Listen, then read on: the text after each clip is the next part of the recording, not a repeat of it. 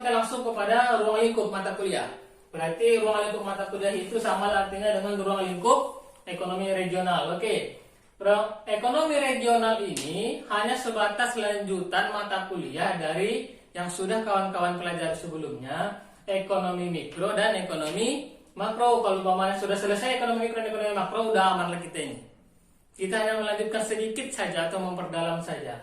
Dari lanjutan ekonomi mikro dan ekonomi makro ini, apa yang dibahas di ekonomi regional ini? Ekonomi regional ini kan untuk regional, daerah, wilayah, kan begitu. Kita hanya membahas dan memaksimalkan peran-peran dari para pelaku ekonomi. Dalam teori ekonomi, peran pelaku ekonomi ada 3. Siapa pelaku ekonomi? Itu yang pertama konsumen, yang kedua produsen, yang 3 government, pemerintah. Hanya 3 ini sajalah yang disebutkan dalam ilmu ekonomi sebagai pelaku ekonomi. Rumah tangga itu ketiga-tiganya ini kita kategorikan sebagai rumah tangga. Bisa kita katakan rumah tangga konsumen, rumah tangga produsen, rumah tangga pemerintah, bisa jadi. Makanya yang 3 ini konsumen, produsen, pemerintah, government. Inilah pelaku ekonomi. Yang kedua adalah kegiatan ekonomi. Kegiatan ekonomi ini bersinggungan dengan pelaku ekonomi. Kalau pelakunya konsumen, produsen, pemerintah, kira-kira apa yang mereka buat? Kegiatan mereka apa? Kalau umpamanya konsumen, apa kegiatannya? Berarti kegiatan konsumen adalah mengkonsumsi, hanya menambahkan SI di belakangnya. Ya, berarti kalau pelakunya konsumen, berarti kegiatannya adalah konsumsi. Kalau pelakunya produsen, berarti kegiatannya adalah produksi, menghasilkan barang. Oke, kalau pelakunya pemerintah, apa kegiatan ekonominya? Membuat kebijakan. Nah, itulah tugas pemerintah. Itulah yang kita perdalam dalam 1 semester ini. Dan semuanya ini, mata kuliah mikro dan makro, pelaku dan kegiatan ekonomi, ini membahas dan memperkaya sumber daya agregat. Apa sumber daya agregat ini? Sumber daya secara keseluruhan, semuanya sumber daya yang ada di suatu wilayah. Apa-apa sajakah yang dikatakan semuanya itu? Sumber daya agregat ada 3. Yang pertama adalah sumber daya alam, yang kedua adalah sumber daya manusia, yang ketiga adalah sumber daya kapital atau sumber daya modal. Sumber daya inilah yang akan kita bahas selama 1 semester. Bagaimana mengendalikan sumber daya yang ada dalam suatu wilayah. Tentunya tidak lepas dari pelaku-pelaku yang ingin menggunakan sumber daya itu. Dan apa kegiatan dari para pelaku itu. Oke, saya cukupkan sampai di sini. Mudah-mudahan jelas. Baik kawan-kawan, untuk pertumbuhan ekonomi. Pertumbuhan ekonomi ini adalah bisa pembagiannya secara nasional dan bisa secara regional. Oke, kita fokuskan yang paling unik adalah secara regional, untuk ekonomi regional. Dalam ekonomi regional ada namanya pertumbuhan ekonomi, ada 2 bagian. Gross Domestic Regional Product. Gross Domestic Regional Product, bahasa Inggrisnya. Bahasa Inggris yang sudah diindonesiakan, produk domestik regional bruto. Siapapun itu. Apa itu artinya? Domestik ini kita artikan sebagai dalam negeri. Inilah kuncinya, domestik. Berarti kalau kita definisikan apa sih Gross Domestic Regional Product atau produk domestik regional bruto, itu kalau kita singkat adalah yang pertama, Gross Domestic Regional Product adalah GDRP. Produk domestik regional bruto kalau kita singkat sebagai PDRB. Oke? Apa ini definisinya? Domestik dalam negeri tadi kita artikan siapapun. Kata kuncinya adalah siapapun. Siapapun yang berada di dalam suatu negara itu, siapapun dia, dari manapun dia berasalnya, bagaimanapun orangnya, apabila dia memproduksi barang di suatu negara itu, kita contohkan langsung di Indonesia. Siapapun yang ada di Indonesia ini, orang manapun dia, bagaimanapun orangnya, bagaimanapun budayanya, selama dia memproduksi barang di Indonesia ini, selama dia mendapatkan gaji atau bekerja di Indonesia ini, berikan dia pajak. Apabila diberikan pajak berarti kan menjadi pendapatan negara, pendapatan nasional atau pendapatan suatu pemerintah daerah, kan begitu. Pajak itu disebutkan dengan pendapatan gross domestic regional product atau produk domestik regional bruto. Kalau disingkat PDRB atau GDRP. Kata kuncinya siapapun dia selama dia berada dalam negeri itu dan menghasilkan sesuatu berikan pajak. Oke, ini yang pertama. Yang kedua, gross national regional product atau di Indonesiakan, bahasa Inggris yang sudah di Indonesiakan, produk nasional regional bruto. Kalau disingkat, gross national regional bruto ini adalah gross national regional bruto. Yang di bawahnya produk nasional regional bruto adalah PNRB. Inilah dia berarti cakupannya untuk regional. Apa ini definisinya? Kalau PDRB tadi kata kuncinya adalah siapapun, kalau GNRP dan PNRB ini definisinya kata kuncinya adalah dimanapun. Berarti kita garis bawahi adalah nasional. Nasional itu adalah warga negara asli. Kalau kita ibaratkan Indonesia, warga negara Indonesia. Selama dia menjadi warga negara Indonesia, dimanapun dia berada, berikan pajak penghasilannya. Dan itu masuk ke negara Indonesia. Dimanapun dia berada, apakah dia menjadi TKI di Malaysia, di Singapura, di Jepang, dan segala macam, berikan pajak walaupun dia tidak bekerja di Indonesia. Karena dia masih menjadi negara Indonesia, berikan pajak kepada Indonesia. Makanya mereka yang berada kerja di luar negeri itu dilindungi pemerintah kita, karena mereka itu membayar pajak kepada pemerintah kita. Oke, inilah untuk pembahasan secara regionalnya. Kalau umpamanya kita secara umumnya, luasnya, secara nasional, ini kan regional nih yang kita bahas. Apabila secara nasionalnya, ini pembahasannya terdiri dari 2 jenis dan 8 nama. Nasional ini ada 4. Nasional. PDB, produk domestik bruto. GDP, gross domestic product. Kata kuncinya tetap D, tetap domestik. Berarti secara nasional, tapi kalau ini tadi secara daerah, berarti Kota Medan. Kan begitu. PDRB, PDRB, GDRP. Siapapun yang berada di Kota Medan ini, untuk pembahasan regionalnya domestik, siapapun yang berada di Kota Medan ini, apabila dia menghasilkan sesuatu, berikan pajaknya, dan pajaknya itu menjadi pendapatan daerah Kota Medan. Gross National Regional Product, dimanapun orang Medan yang bekerja, ada orang Medan yang kerja di Malaysia, ada orang Medan yang bekerja di Singapura, dan segala macam, dimanapun dia berada, semenjak dia menjadi warga negara Indonesia atau warga negara Kota Medan, adalah pajaknya masuk ke pemerintah kota. Itulah untuk ekonomi regional. Ini dia yang ada 4 nama, tapi hanya sebatas 2 jenis. Kalau untuk nasional sama PDB, GDP.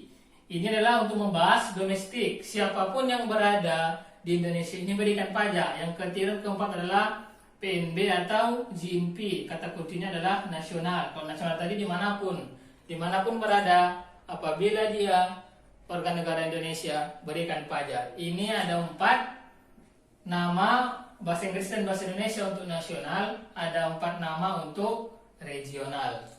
Oke, sekian, saya cukupkan sampai di sini.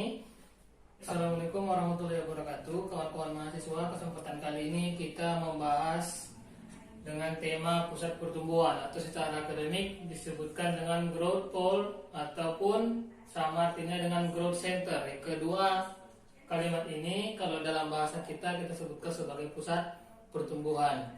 Tujuan ini kita bahas karena untuk mendapatkan kebijaksanaan pembangunan wilayah di setiap daerahnya. Siapa yang melakukan kebijaksanaan itu tentunya adalah pemerintah setempat. Baik kawan-kawan, kalau kita kaitkan terhadap ekonomi regional, terhadap ekonomi wilayah, perekonomian itu dalam suatu daerah itu yang paling cepat kita lihat itu ada pada industri. Industri itu bisa membangun perekonomian suatu daerah, perekonomian suatu wilayah, dan perekonomian negara. Baik, kalau kita umpamakan kepada Kota Medan, kita memiliki KIM, kawasan industri modern, yang dimana perekonomian Kota Medan sangat ditentukan dari KIM ini. Apabila kawasan Kim ini nanti gagal, kemungkinan kota Medan bakalan gagal. Makanya memang para pemerintah kota itu pun sangat fokus terhadap kawasan Kim. Oke, apa tujuannya industri ini sebagai acuan pada perekonomian suatu daerah? Yang pertama, ada dari sisi arus ekonomi dan dari sisi geografis. Apabila dari sisi arus ekonomi, adanya nanti tujuan itu apabila selesai barangnya diproduksi itu tujuannya untuk ekspor dan impor. Apabila kita membutuhkan memang suatu aktivitas impor. Kalau kepada suatu daerah itu kita butuhkan untuk menjual kepada daerah lain. Kan begitu. Kalau daerah menjual kepada daerah lain atau menjual kepada provinsi-provinsi lain. Kalau dalam cakupannya secara nasional ekspor dan impor. Baik, yang pertama tujuan itu adalah kepada arus ekonomi tentunya. Yang kedua adalah kepada secara geografinya. Tujuan pusat pertumbuhan ini secara geografi itu mesti diperhatikan oleh pemerintah. Untuk apa? Supaya investor suka. Apa yang buat mereka suka? Apakah dalam keamanannya dan segala macamnya. Tentunya ada indikator-indikator yang akan dilihat investor asing apabila yang menginvestasikan dananya untuk membuka usaha di suatu wilayah atau di suatu daerah. Yang kedua, masyarakat senang. Ini yang sangat diinginkan, yang sangat dicitakan semua orang, baik itu pemerintah maupun masyarakat. Investor suka, pemerintah suka membuat kebijakan dan masyarakat senang.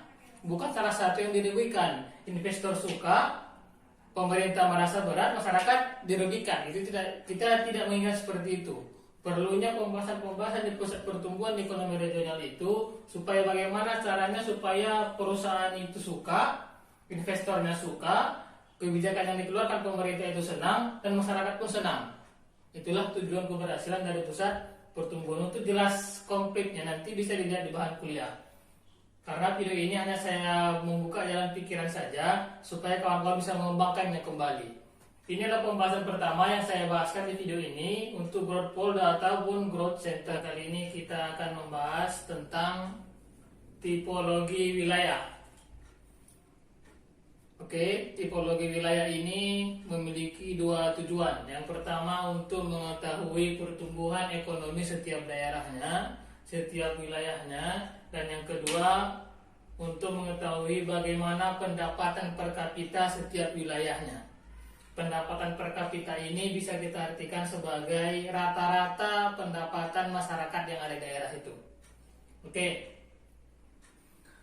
Ada 4 model untuk mengetahui, untuk mendeteksi dua tujuan dari tipologi wilayah ini. Bisa dari 4 model ini bisa kita kategorikan bagaimana pertumbuhan ekonomi daerah itu dan bagaimana juga pendapatan masyarakat yang ada di daerah itu. Oke, yang pertama. Untuk model yang pertama, suatu daerah itu memiliki pertumbuhan ekonomi tinggi. Standar pertumbuhan ekonomi itu ada di angka 5%. Jadi apabila di atas angka 5%, berarti itu mendapat dikategorikan sebagai pertumbuhan yang tinggi. Dan memiliki UMR. UMR ini adalah untuk mengetahui pendapatan per kapita. Tadi pendapatan per kapita itu kita artikan sebagai pendapatan rata-rata setiap masyarakatnya. UMR ini singkatan dari upah minimum regional.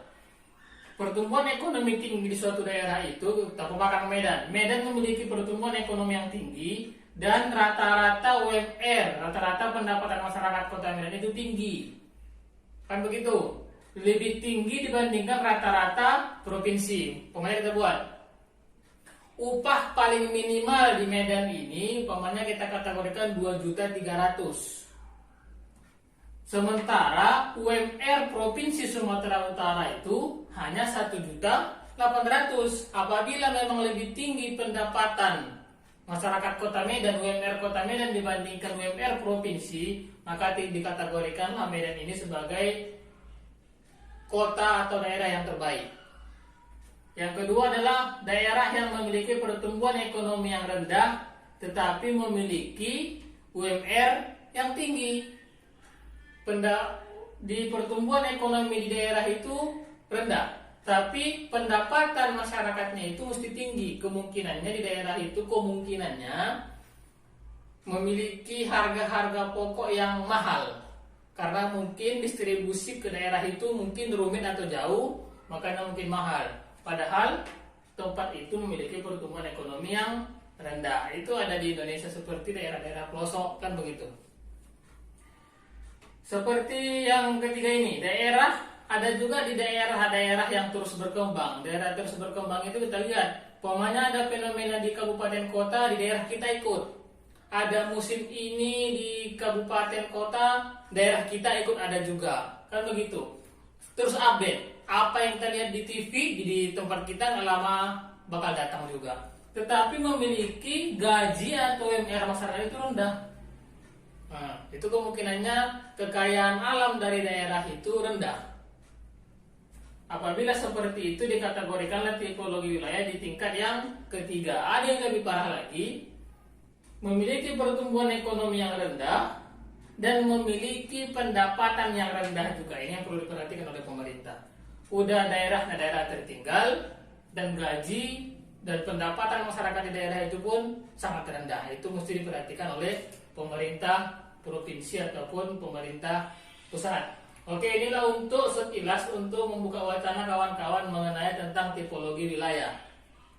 Keberhasilan tipologi wilayah ini bisa kita laksanakan, bisa kita sukseskan tergantung bagaimana kebijakan fiskalnya, kebijakan pemerintahnya, dan bagaimana kebijakan moneter. Oke, kita lihat apa itu kebijakan fiskal. Kebijakan fiskal itu adalah fiskal itu kan pemerintah. Upaya pemerintah untuk mengatur penerimaan dan pengeluaran negara. Apa itu penerimaan negara? Penerimaan negara kalau kita secara nasional. Kalau daerah, apa itu penerimaan daerah? Penerimaan daerah itu terdiri dari pajak dan non-pajak. Apa bedanya? Kalau pajak ini adalah angka yang sudah ditentukan oleh pemerintah dan diwajibkan untuk dibayar oleh masyarakat. Dan itu menjadi pendapatan pemerintah. Kalau non-pajak, itu dapatnya pendapatan yang datang dari masyarakat, tetapi dia tidak ditentukan untuk pembayarannya. Dan juga tidak ditentukan berapa nominalnya. Itu non-pajak seperti retribusi parkir, atau ongkos-ongkos dari pedagang-pedagang kaki lima yang masuk ke pemerintah kota. Itu termasuk non-pajak. Dan yang kedua itu termasuk penerimaan daerah ataupun negara yang menjadi pendapatan oleh pemerintah. Pengeluarannya itu apa? Pemerintah juga mesti mengatur pengeluaran. Apa saja sih pengeluaran pemerintah itu? Apakah di pemerintah daerah ataupun pemerintah nasional? Segala pengeluaran itu harus tercatat yang namanya APBD. APBD singkatan dari Anggaran Pendapatan Belanja Daerah. Kalau daerah regional. APBN, Anggaran Pendapatan Belanja Nasional. Segala pengeluaran sekecil apapun itu, sesepele apapun itu mesti dicatat. Dan itu semuanya dikategorikan sebagai pengeluaran suatu daerah ataupun suatu negara. Itulah untuk kebijakan fiskal. Selanjutnya adalah kebijakan moneter. Apa itu inti dari kebijakan moneter? Kebijakan moneter itu adalah upaya pemerintah atau upaya lembaga-lembaga yang mengatur suatu negara atau suatu daerah untuk menstabilkan perekonomian. Perekonomian siapa? Bisa perekonomian daerah, bisa perekonomian provinsi, bisa perekonomian negara. Upaya untuk menstabilkan perekonomian melalui jumlah uang yang beredar. Menstabilkan ini apa sih menstabilkan? Menstabilkan ini tidak boleh terlalu tinggi dan tidak boleh terlalu rendah. Kita lihat. Apabila jumlah uang beredar terlalu tinggi, akan terjadi inflasi. Apa yang inflasi? Kenaikan harga secara terus-menerus. Apabila barang-barang pokok terus-menerus meningkat, terus mahal, semakin walaupun sedikit-sedikit bertambahnya 500 perak, tapi kalau terus-terusan naik, kan masyarakat menjadi beban juga. Kan begitu. Dan itu jadi masalah daerah, masalah provinsi, dan masalah nasional. Apabila jumlah uang beredar itu terlalu sedikit jumlah uang yang beredar di masyarakat, terlalu sedikit duit yang ada di kantong kita, kan itulah bahasa kitanya. Apabila jumlah uang beredar yang ada di masyarakat itu terlalu sedikit, maka akan terjadilah deflasi. Kebalikannya apa itu deflasi? Penurunan harga secara terus-menerus, bola-balik turunlah harga itu. Konsumen senang, siapa yang rugi di sini? Penjual. Dan penjual itu pun masyarakat. Dan ini masalah. Inflasi masalah, deflasi pun masalah. Ini mesti diatasi oleh kebijakan fiskal dan kebijakan moneter. Pemerintah dan lembaga-lembaga pemerintahan lah yang mengaturnya. Makanya tak boleh terlalu tinggi dan tak boleh terlalu rendah. Makanya dikategorikan stabil dia. Oke, apabila kebijakan fiskalnya tidak baik, kebijakan moneternya tidak baik, berarti kemungkinan bermasalahlah daerah itu, bermasalahlah provinsi itu, bermasalahlah negara itu. Apabila bermasalah, berarti pertumbuhan ekonominya rendah, terbelakang. Apabila memang seperti itu, berarti membutuhkan bantuan dari negara-negara lain, membutuhkan bantuan dari kota-kota lain, membutuhkan bantuan dari provinsi-provinsi lain. Kan begitu. Kalau secara internasionalnya siapa? Pemandang negara Indonesia mengalami ketertinggalan, butuh dana untuk hidup kepada masyarakatnya. Apa solusinya? Ngutang, mencari pinjaman. Kalau internasional ada IMF. IMF itu International Monetary Fund. Itu memberikan pinjaman yang dimana pinjaman itu harus menjadi imbalan kepada IMF. Kalau dia memberikan pinjaman kepada negara-negara tertinggal, imbalannya itu memberikan kebijakan wajib. Apabila IMF membantu kita misalkan, berarti kita wajib memberikan imbalan dengan cara membuat privatisasi perekonomian di negara kita. Umpamanya BUMN kita mesti milik sendiri, jangan lagi milik asing begitu. Supaya nanti hasil dari BUMN itu kepada kita sendiri. Itulah kebijakan. Apabila dikasih pinjaman kepada IMF, berarti imbalan kita mesti bisa berdiri sendiri. Kalau satu lagi ada World Bank. Kalau World Bank cara mainnya memberikan pinjaman untuk membantu perekonomian suatu negara, suatu daerah, tetapi memberikan bunga yang rendah. Nah, itu dia. Bedanya IMF itu memberikan kewajiban kepada kita memberikan kebijakan. Kalian harus membuat kebijakan yang dimana kebijakan itu memperbaiki ekonomi kalian. Harus nampak. Kalau World Bank diberikan pinjaman dan kalian itu mesti nampak hasil dari pinjaman itu dan ada bunganya. Nah, itulah bedanya secara ringkasnya. Oke, kita akan membahas tentang otonomi daerah. Baik, otonomi daerah ini membahas tentang bagaimana caranya mengatur dan mengurus segala sesuatu itu sendiri, berotonomi dia. Apa-apa saja yang diurus itu, ini program pemerintah pusat untuk memberikan kemandirian kepada daerah-daerahnya. Urusan pemerintah itu diatur oleh pemerintah yang ada di daerah itu sendiri. Yang kedua, kepentingan masyarakat yang ada di daerah itu, di wilayah itu diatur oleh pemerintahnya sendiri. Tidak ada campur tangan lagi terhadap pemerintahan provinsi maupun pemerintahan pusat kalau dia memang untuk kepentingan masyarakat daerahnya. Ya. Oke. Inilah sekilas untuk otonomi daerah dan saya rasa kawan-kawan juga semua sudah pada tahu untuk otonomi daerah dan sudah mengalaminya bagaimana kemandirian setiap daerah itu. Adapun kekayaan alamnya itu hanya diperoleh, hasilnya didapatkan oleh pemerintah daerahnya masing-masing. Oke. Dalam otonomi daerah itu terjadilah yang dinamakan dengan perubahan sosial dan pembangunan ekonomi. Oke, di sini saya buat skemanya supaya lebih mudah untuk dipahami.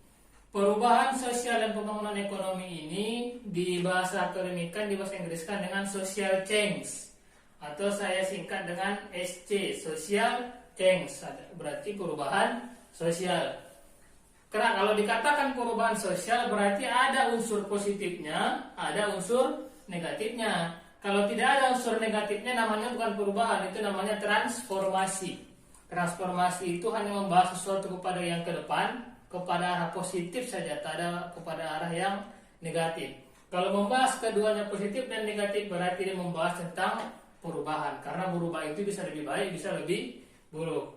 Oke, dalam perubahan yang positif ada namanya perubahan revolusi. Perubahan revolusi ini adalah perubahan positif atau perubahan yang baik yang dimana itu perubahannya terjadi dengan yang cepat.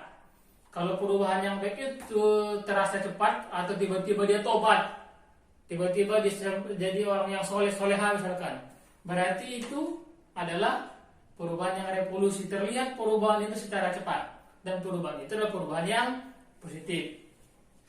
Kalau dia evolusi, perubahan itu adalah perubahan yang lambat, perubahan yang bertahap. tetapi dia tetap positif. Kalau kita lihat kurvanya, ini adalah kurva untuk perubahan revolusi. Ini untuk peradaban, ini untuk waktu yang horizontal ini. Semakin lama waktunya, 1 tahun, 2 tahun, semakin banyak perubahannya. Ini masih belajar sholat misalkan, ini sudah mulai ikut mengajari orang sholat. Akan begitu. Di awalnya di tahun pertama dia masih belajar sholat, tahun kedua dia sudah mengajari orang untuk sholat misalkan. Kan begitu misalkan. Ini perubahan yang sangat cepat dan mengarah kepada perubahan yang positif. Itu dinamakan dengan revolusi.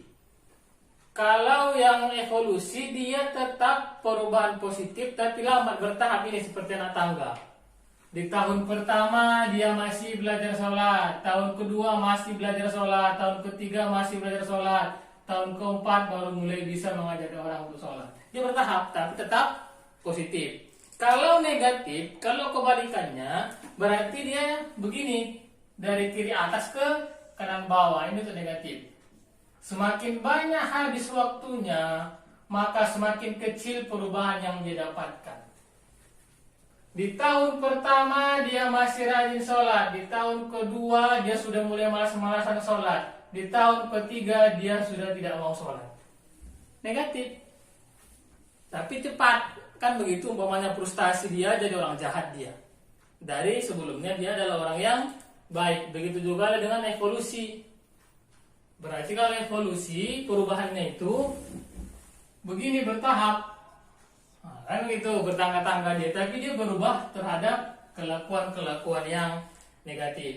Itu perubahan positif secara revolusi dan evolusi. Kalau perubahan yang negatif dinamakan dengan adjustment. Adjustment itu adalah mendapatkan resiko, mendapatkan ganjaran, mendapatkan hukuman dari sesuatu yang sudah dia kerjakan. Bagaimana adjustment ini apa? Ada masyarakat yang menangkap maling, pencuri di suatu kalangan masyarakat, kan begitu. Ditangkap masyarakat. Waktu ditangkap itu dia belum dikatakan adjustment. Tetapi kalau umpamanya sudah masuk sidang, sudah masuk pengadilan dan diputuskan sekian tahun penjara hukuman, itulah baru masuk adjustment. Berarti mendapatkan sesuatu risiko dari perbuatan yang sudah dilakukan, itu adjustment. Yang kedua adalah status quo. Tentunya tadi adjustment inilah perbuatan yang negatif. Status quo inilah tetap seperti keadaan sebelumnya. Kalau sebaiknya kan lebih baik hari ini dibandingkan hari yang kemarin. Besok mesti lebih baik dibandingkan hari ini. Kalau status quo itu berarti tetap seperti keadaan sebelumnya, tidak ada perubahan. Tetap, yang tetap itu pun dikategorikan sebagai negatif karena seharusnya mesti melakukan perubahan-perubahan yang lebih baik. Oke, ini perubahan positif dan negatif untuk penjelasan singkatnya. Untuk kalau kita gabungkan perubahan revolusi dan evolusi, baik positif dan negatif, kita bisa nanti mendapatkan titik sosial equilibrium. Oke, ini tadi dari kiri bawah ke kanan atas ini adalah perubahan evolusi, perubahan positif yang bertahap tetapi positif. Kalau dari kiri atas ini ke kanan bawah berarti dia perubahan negatif secara bertahap semakin lama semakin jahat dia, semakin buruk kelakuannya, kan begitu. Di antara perubahan positif dan negatif ini ada di tengah-tengahnya titik tengah yang disebutkan dengan equilibrium. Karena pembahasan ini pembahasan tentang perubahan sosial, berarti social equilibrium lah dinamakan atau SE jika disingkat. Apa maksudnya? Apa artinya? Social equilibrium itu adalah orang di suatu kalangan masyarakat itu saling tidak cocok. Kita tahu kita memiliki tetangga yang banyak dan kita tahu tetangga kita itu semua tidak sesuai dengan yang kita mau. Kita merasa tidak cocok dengan orang lain tetapi kita tetap mau kerjasama dengan dia, berarti kita adalah orang-orang yang sudah mencapai keseimbangan. Bukan kerjasama sama orang yang kita suka saja. Kita bisa kerjasama sama orang yang kita tidak suka dengan beda agama. Kalau kita seperti itu, berarti kita termasuk orang-orang yang betul, orang-orang yang benar. Dan secara ilmu sosialnya disebutkan dengan social equilibrium. Orang-orang yang tidak terlalu idealisme pemikirannya, orang-orang yang tidak terlalu fanatik terhadap keyakinannya, itu adalah social equilibrium. Oke, untuk kemajuan setiap perubahan sosial atau ide atau gagasan yang ada itu secara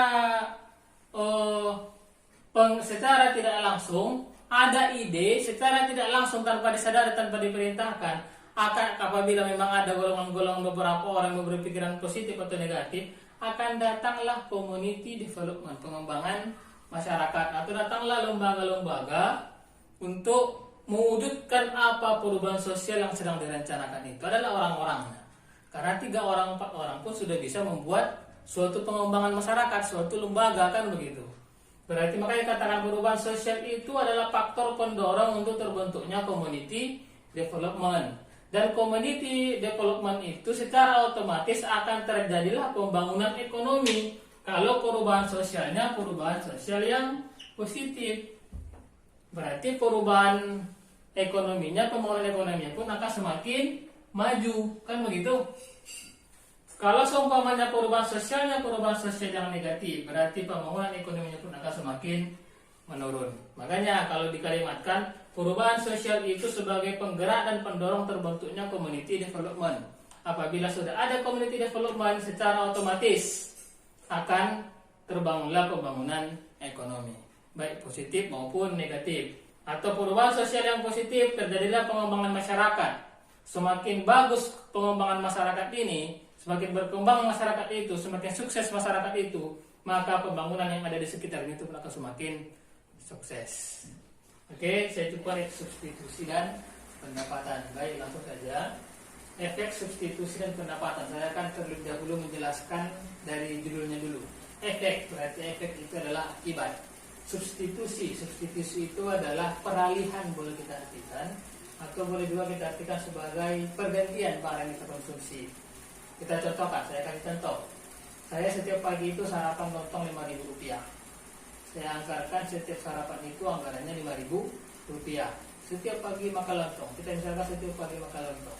Tiba-tiba tadi pagi itu saya ingin membeli lontong. Kata penjualnya, Pak, ini lontongnya naik ya, Rp7.000. Kan begitu. Sebagai seorang ekonomi atau sebagai orang-orang ekonom, kita itu mesti bisa mengalihkan. Saya biasanya Rp5.000 makan lontong, berubah harganya naik menjadi Rp7.000 karena tukang lontongnya tadi. Saya mesti memikirkan, kalau begini sementara yang saya angkat pendapatan saya tetap, kecuali kalau pendapatan juga meningkat. Saya mesti mencari di harga Rp5.000 ini, saya mesti mendapatkan kepuasan yang sama dan ketahanan yang sama. Kalau saya sebelumnya Rp5.000 makan lontong, akan tahan sampai jam 12 siang untuk sesi makan selanjutnya. Karena mumpung harga lontong itu naik, saya beralih ke apalah kira-kira ya, berpikir saya beralih ke mie balap misalkan. Oke, mie balap itu tetap harga Rp5.000. Apakah tahan sampai di sesi makan siang? Ternyata tahan. Berarti diputuskan, oke, kalau begitu saya akan mengganti menu sarapan saya setiap pagi dari lontong beralih ke mie balap. Setiap paginya akan berubah. Kenapa berubah? Karena harga lontong naik. Berarti dalamnya adalah harga. Peralihan saya itu disebutkan dengan substitusi. Proses peralihan berpindahnya konsumsi barang. Pendapatan ini saya rasa kita semua sudah tahu. Pendapatan, income, keuangan yang kita miliki. Oke, kita langsung saja. Ini ada 4 efek substitusi dan pendapatan, 4 faktor yang menyebabkan atau 4 faktor yang mempengaruhi perilaku konsumen dan perilaku produsen. Nih, harga, ini coba lihat, ini P ini adalah disimbolkan dengan price. Price itu adalah harga. Kita sebelumnya akan membahas tentang pergeseran harga di kurva permintaan dan kurva penawaran. Nih, di kurva permintaan kita menempatkan diri kita sebagai seorang pembeli. Di ini simbol vertikal ini adalah P. P itu disimbolkan karena diartikan sebagai price. Price itu adalah harga. Di saat harga Rp5.000, kita membeli sebanyak 10 kilo. Apapun, apakah beras, apapun itu. Di saat harganya turun menjadi Rp3.000, naik pembelian kita menjadi 25 kilo. 2.000 yang turun, tapi pembelian kita jauh meningkat. Kenapa? Karena kebiasaan masyarakat itu, kebiasaan seorang konsumen itu, apabila harga itu turun kalau kita bandingkan dengan harga sewajarnya, maka masyarakat itu akan berbondong-bondong untuk membelinya. Stok mumpung lagi murah, apalagi barang-barang itu adalah barang-barang yang kita butuhkan, kan begitu, sebelum harganya normal kembali. Makanya cuma 2.000 turunnya, pembelian banyak meningkat, kan begitu, sampai 15 kilo meningkat. Oke, inilah sifat seorang pembeli, demand. Quantity demand itu adalah jumlah permintaan atau seberapa banyak yang kita beli. Kalau membaca kurva permintaan, letakkan diri Anda sebagai seorang pembeli. Apabila membaca kurva penawaran, letakkanlah dirimu sebagai seorang penjual. Oke, kita anggap diri kita sebagai seorang penjual. Di saat ini P, ini simbol P itu adalah harga.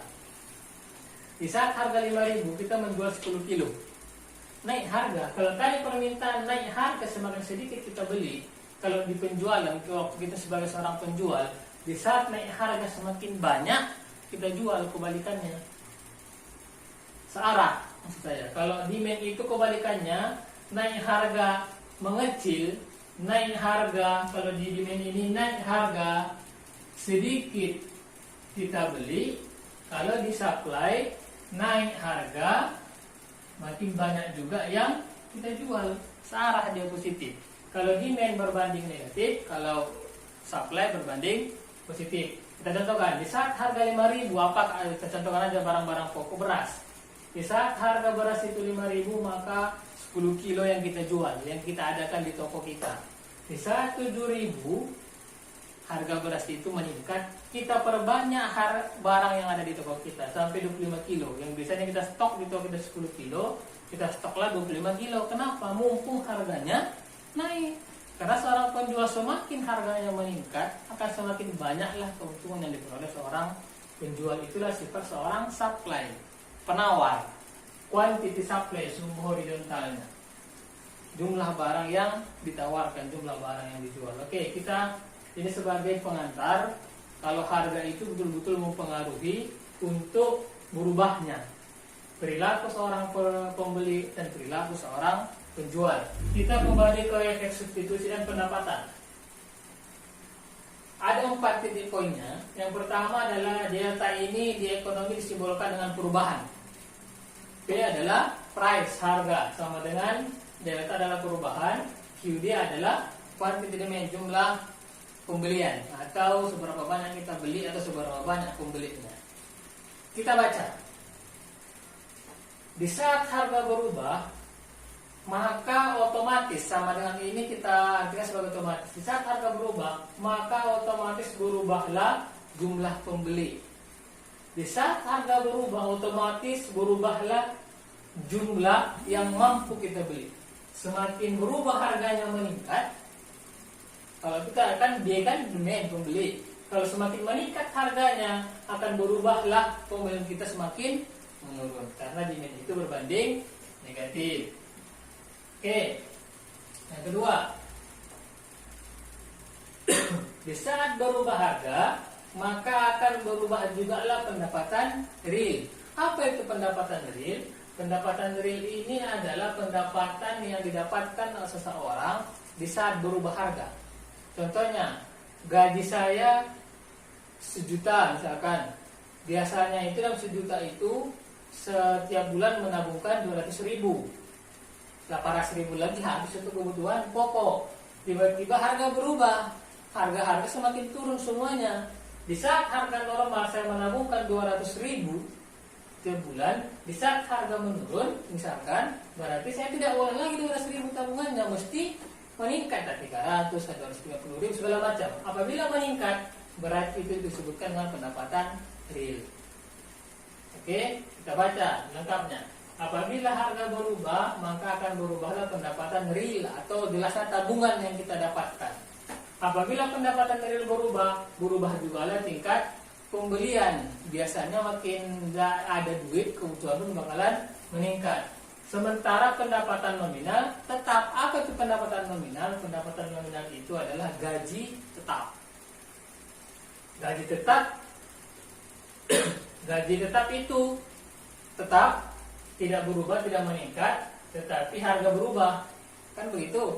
Apabila harganya ini meningkat, berarti pendapatan real berubah, berarti menurun. Tabungan yang ada itu kita ambil, bukan bertambah. Kalau harga tadi turun, tabungan meningkat. Kalau harga tadi turun, tabungan meningkat. Kebalikannya kalau harga naik, berarti tabungan kita kurangi. Kenapa? Karena gaji kita tetap, harga-harga naik. Mau tidak mau tabungan lah yang kita gunakan untuk membeli kebutuhan sehari-hari. Oke, yang ketiga, di saat perubahan harga X ini entah apalah, apakah X ini beras, apakah segala macam pakaian, yang penting X ini simbol dari barang. Kita contohkan beras. Apabila harga beras turun arahnya ke bawah, maka akan mempengaruhi tingkat pembelian seseorang. Mempengaruhi itu berubah menjadi banyak. Apabila harga beras berubah menjadi menurun, ini kan berubah nih, ini arahnya ke bawah. Apabila harga beras menurun dari 10.000 menjadi 5.000 atau 10.000 menjadi 8.000, maka pembelian orang akan meningkat. Nah, itulah dia. Arahnya ke atas, ini otomatis nih.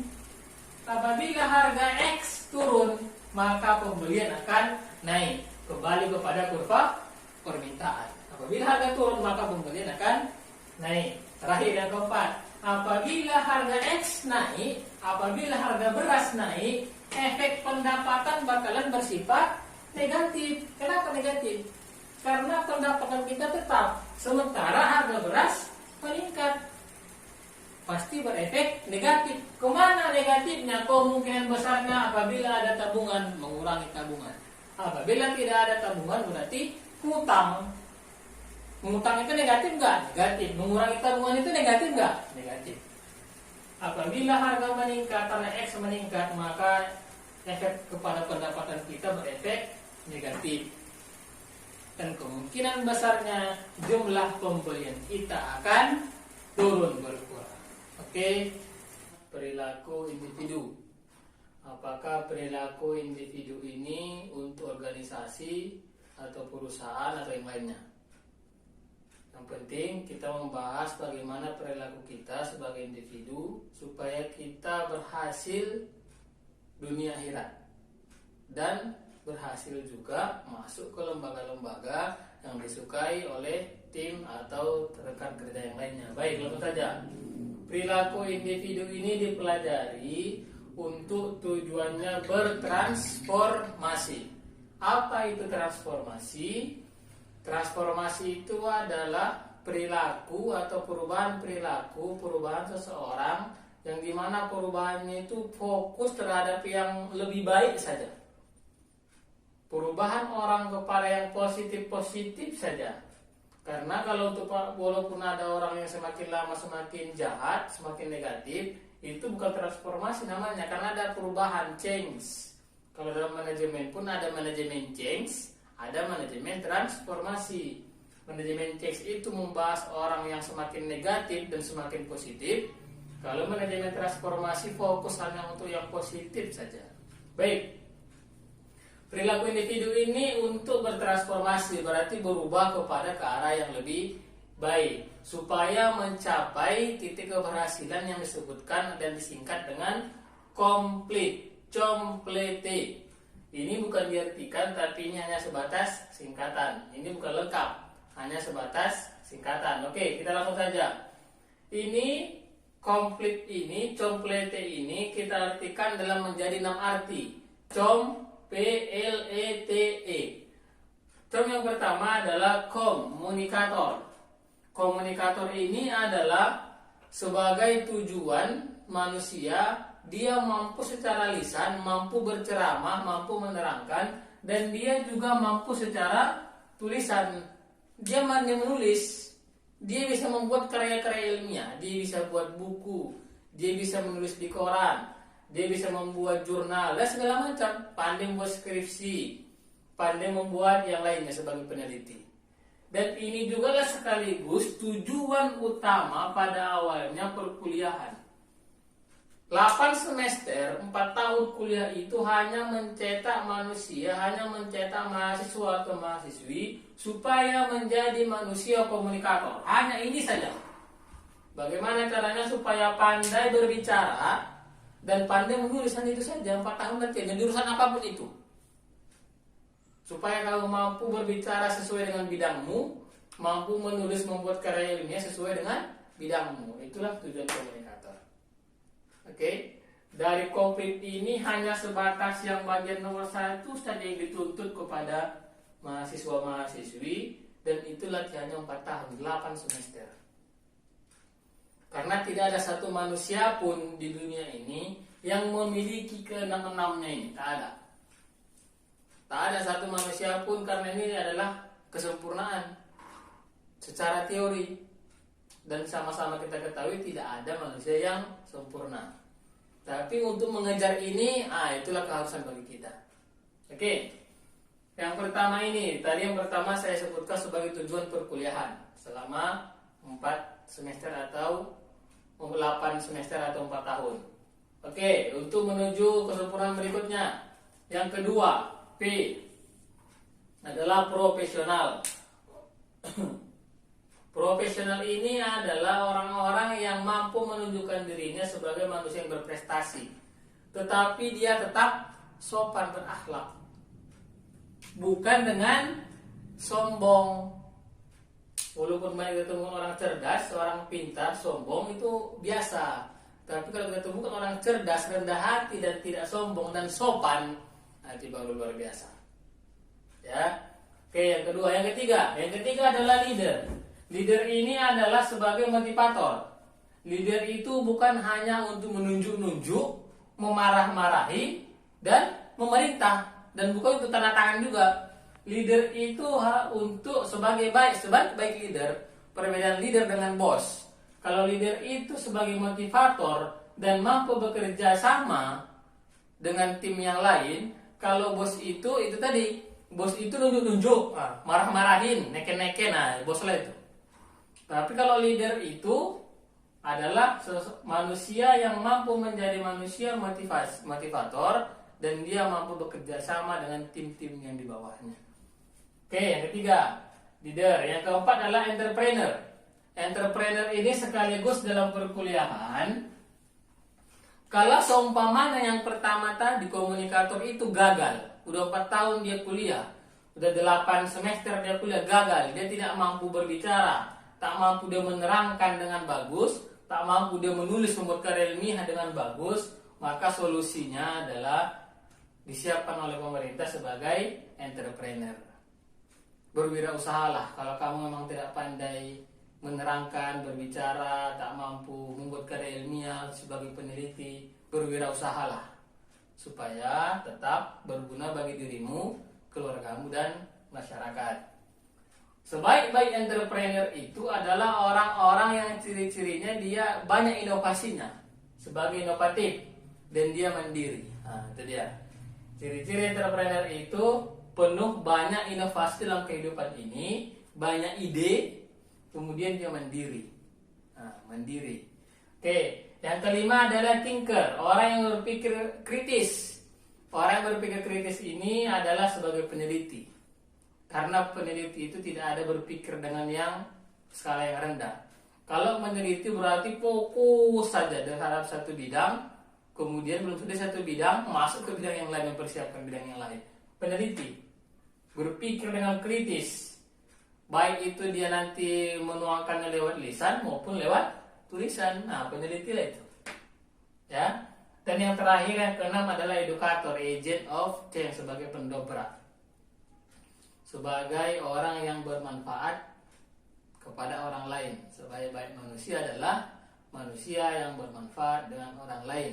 Orang-orang yang mampu bermanfaat dengan orang lain biasanya hari ini akan lebih baik dibandingkan hari yang kemarin, dan hari besok harus lebih baik daripada hari ini. Oke kawan-kawan, inilah penjelasan kepemimpinan dan kekuasaan. Baik kawan-kawan, tema kepemimpinan dan kekuasaan ini yang sebaiknya kita pelajari adalah tentang teori kepemimpinan. Kenapa? Karena kekuasaan itu, apabila memang kita sudah berada di posisi yang memiliki kekuasaan, ada memang naluri positif atau negatif seorang manusia, bagaimana sifatnya di saat dia memiliki kekuasaan. Tapi apabila memang kita sudah berada di titik sebagai pemilik kekuasaan kecil, kita harus mengetahui kodrat kita sebagai seorang manusia, karena kita memiliki Sang Pencipta yang Maha Kuasa.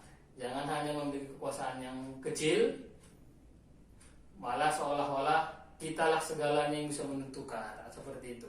Tak boleh sombong. Oke, kita bahas kepemimpinan, dan kepemimpinan ini pun yang kita bahas adalah 3 tipe pemimpin, 3 model pemimpin yang paling sering ditemukan di lapangan. Karena tipe pemimpin itu, model-model pemimpin itu banyak, tapi yang paling dan ini tipe-tipe pemimpin yang positif ya, pemimpin-pemimpin yang baik, yang paling sering ditemukan di lapangan itu ada 3. Yang pertama adalah pemimpin transaksional, kemudian pemimpin yang transformasional, dan yang ketiga adalah pemimpin yang autentik. Oke, langsung saja. Yang pertama adalah pemimpin yang transaksional. Pemimpin transaksional ini adalah ciri-cirinya adalah pemimpin yang sering memberikan penghargaan ataupun memberikan pujian. Oke. Memberikan penghargaan atau reward. Mungkin kita sebagai anak sering kita alami ini. Apabila orang tua mengatakan, apabila nanti dapat ranking 1 atau juara umum, ayah belikan sepeda ya, belikan meja belajar ya, belikan Al-Quran ya, atau belikan motor dan segala macam. Berarti kalau seperti itu, berarti orang tua kita termasuk pemimpin yang transaksional. Karena memang setiap manusia itu adalah pemimpin. Kita adalah pemimpin. Kita nanti bisa dikategorikan di mana kita tipe pemimpin apa. Transformasional kah, transaksional kah, autentik kah, atau malah tidak ada ketiganya. Tapi sebenarnya ada, karena inilah tipe pemimpin yang paling sering ditemukan, lumrahnya di lapangan. Oke, kalau transaksional tadi adalah suka memberikan reward, penghargaan, malah pujian pun itu, walaupun tidak ada penghargaan barang yang diberikan, tidak ada uang yang diberikan, hanya sebatas pujian. Berarti siapa yang sering-sering muji itu dikategorikan oleh orang-orang pemimpin yang transaksional. Walaupun memang dalam agama hati-hati dengan pujian, kan begitu. Tapi memang untuk memotivasi seorang pemimpin itu membutuhkan memuji anggotanya, memuji anaknya untuk menjadi yang lebih baik lagi.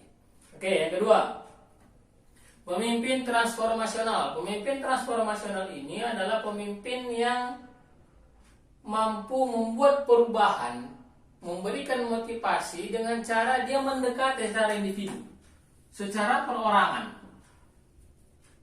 Dia mampu mendekati masalah-masalah anggotanya, masalah-masalah anaknya, masalah-masalah karyawannya, dan dia masuk ke dalam masalah itu dengan mendekati orangnya, masuk ke dalam keluarganya.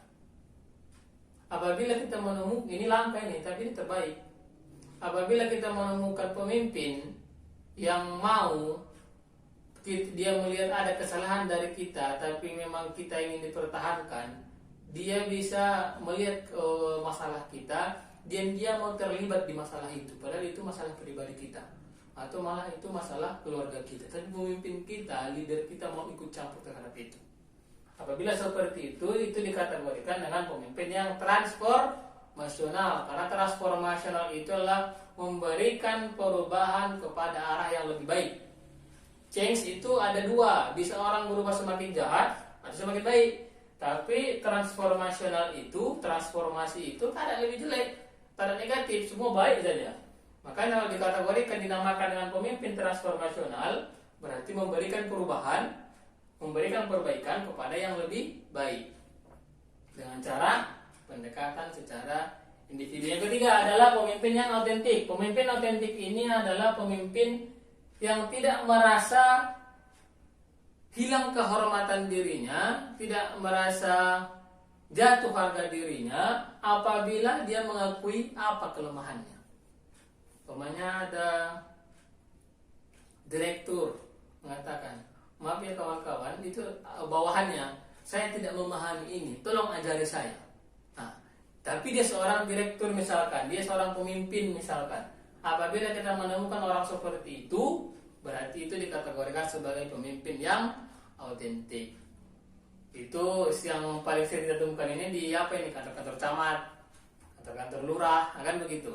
Orang-orang yang tamat di PDN misalkan, kan begitu, baru tamat, atau yang beberapa baru tamat masuk ke instansi pemerintahan, kemudian dia sebagai camatnya, kan begitu. tapi memang di bawahnya ada orang 20-an tahun bekerja, ya sering ditemukan ini. Atau di catatan sipil, kan banyak nih. Oh, maaf ya Bapak, saya tak tahu ini, tolong ajari saya Pak, saya tak mengerti. Karena Bapak sudah orang yang sudah banyak pengalamannya terhadap bidang ini misalkan. Tapi dengan bertanya seperti itu bukan menjadi minder, bukan. Bukan malah dia merusak harga dirinya sebagai pemimpin, bukan. Orang-orang yang berjiwa otentik itu adalah orang-orang yang mampu mengakuinya, tetapi dia tetap santai gitu loh. Memang ingin belajar, bukan malah malu mengakui kelemahan. Apabila memang kita menemukan seperti ini, berarti dia dikategorikan sebagai pemimpin yang autentik. Baik kawan-kawan, penjelasan panjangnya ada di buku pegangan kita. Ini hanya sebatas penjelasan dengan bahasa sehari-harinya, dan untuk diulang kawan-kawan kembali dalam bentuk video. Saya cukupkan sampai di sini. Sekian. Assalamualaikum warahmatullahi wabarakatuh.